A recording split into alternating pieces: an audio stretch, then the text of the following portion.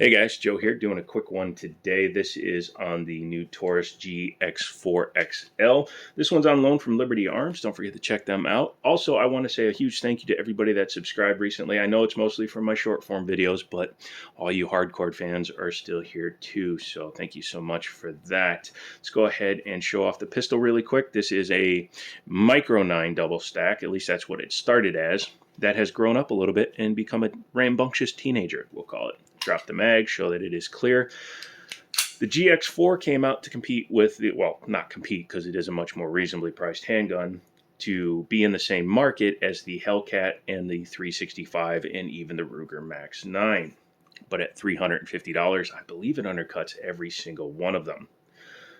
Taurus has been on a rampage when it comes to coming out with new designs. I think somebody realized that they were paying their design department for nothing after the G3, and they decided to rectify that. So to that regard, it does look very nice. It looks just like a GX4, only slightly longer. You can see the extra length is right there. Front and rear slide serrations. Very nice texturing. I like that Taurus gives you the memory notch spots right out of le bottle. Out of the box. You know what I mean. Inside said box, you do have foam inserts, flush fit mag, the extended base pad mag. However, it is not extended capacity. This is still an 11+1. I believe, correct me down in the comments, I believe this is still 11+1. Gun lock, little keychain. I believe this is actually your disassembly tool, which we'll take a look at when we get to it, as well as a secondary backstrap. So you have two different sizes. The smaller one is currently on the gun. Go ahead and close that up. $350 is not that expensive for a double stack Micro 9, and usually Taurus will do some kind of rebate throughout the year, so keep your eyes open.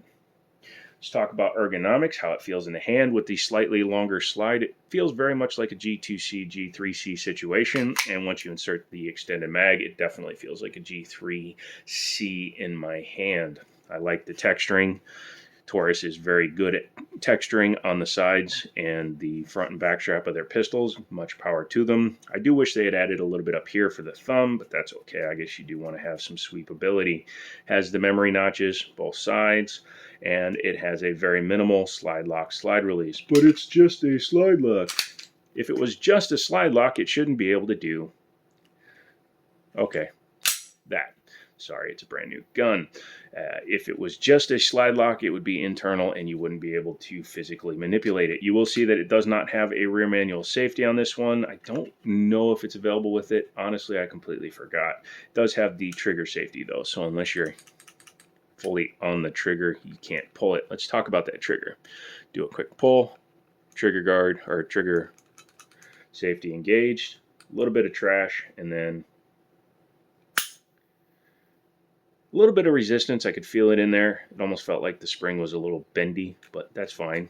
Single action only, so once it's pulled, it is dead. Reset. Right back to where the brake is. Pretty definitive, actually.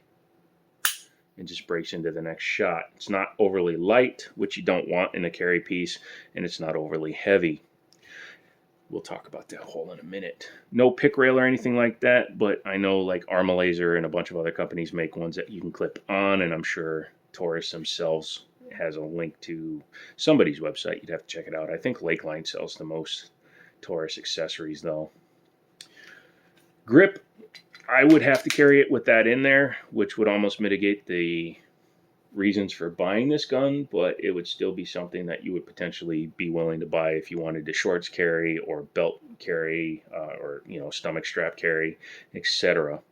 Sights are very rudimentary, however they are Glock compatible, so any of the Ameriglows, etc. will work on it. External extractor there, nicely finished with some cuts onto the barrel, which is pretty nice. What do you say we take her apart? Drop the mag. Check the gun, make sure she's clear. Just checking really quick. These don't say made in Italy, so these are Taurus's own magazines. Taurus has started manufacturing their own magazines, which is perfectly fine. They seem to do a pretty good job. So go ahead and lock it back, and you're going to need to grab your keychain. Don't throw this away. Don't give it to a kid. Otherwise, you'll just need to grab a flat tip screwdriver, unlike Ruger, which requires a weird tweezer shape thing. And you just, oh, actually, looks like Sorry guys, I'm learning this brand new as I go along. Yep, you just pull it off that way. Oh. I love doing stuff live. And you do, of course, have to pull your trigger, and then you can disassemble it. Sorry about that. Recoil, spring, and guide rod are captive, and it's a 2-spring design, which I like. It is metal, but it's plastic coated. A lot of companies do that just to protect the metal from getting corrosion on it. There's your barrel, little 3-inch stubby. And the inside of the slide, you can see that hole there. That hole exists simply to get to the screw for the front sight. Glock. Screws right in, very easy to use. You should probably change these out. Looking at the frame, nice insert here. You can see that once you take that out, and I bet you just push it out, this is a chassis style system. So you could actually swap this out into another frame, which is cool. That makes this a much more modular gun. So in the future, if there's custom frames from like Wilson Combat or Polymer 80, anybody does that, then you can have multiple guns for multiple functions without having to have multiple serial numbers. That's pretty good. Yeah, nice, not bad.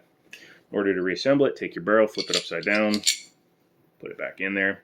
By the way, that's short recoil tilting locking action. 1911s use a lug on top of the barrel. This is called a breech action. I know they say that it locks up with the breech, but technically it locks up with the front of the chamber, because if you were to file that down, the gun would not lock up. So I call it an ejection port lockup. Fight me in the comments if you wish, but terminologies change over time when people are proved incompetent. Spring goes back in. Make sure it is parallel so that you do not accidentally jam it into the frame. Take your slide, put it back on the gun, and when you rack it, it should reset that. But just to make sure, take your tool, make sure she is perpendicular to the frame and the slide so that when you pull the trigger, boing, doesn't happen. And some of you seem to like that when I did that with the 320, but I'm not doing that with every gun.